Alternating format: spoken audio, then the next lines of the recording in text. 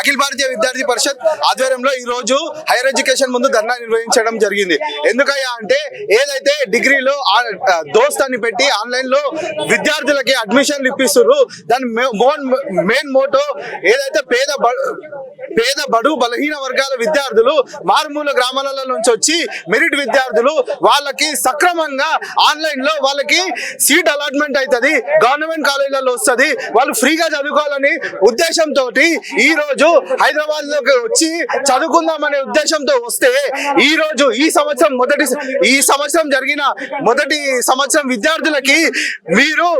Full గా fee కట్టాలని చెప్పేసి గవర్నమెంట్ కాలేజీలు ఏదైతే సిటీ కాలేజ్ కావచ్చు, కోటి ఉమెన్స్ కాలేజ్ కావచ్చు, నిజాం కాలేజ్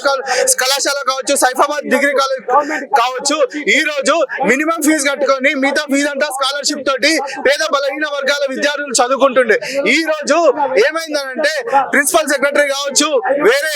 కుమ్మక్కయి ఈ రోజు విద్యార్థుల దగ్గర మీరు ఫుల్ ఫీజు కట్టుకోకపోతే మీ అడ్మిషన్ ఉండదని చెప్తే ఈ రోజు నా మారుమూల గ్రామాల నుంచి వచ్చిన విద్యార్థులు తిరిగి వెళ్ళడం జరిగింది. ఏందయ్యా అంటే దీని ఉద్దేశం ఒకటే, పేద బడుగు బలహీన వర్గాల విద్యార్థులను విద్యకి దూరం చేయాలని ఈ ప్రభుత్వం పన్నాగం పన్నిందేమో అని మాకు అనిపిస్తుంది.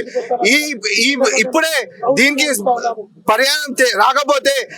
అఖిల భారత విద్యార్థి పరిషత్ తెలంగాణ శాఖ ఈ ఉద్యమాలను తగ్గించబోదు.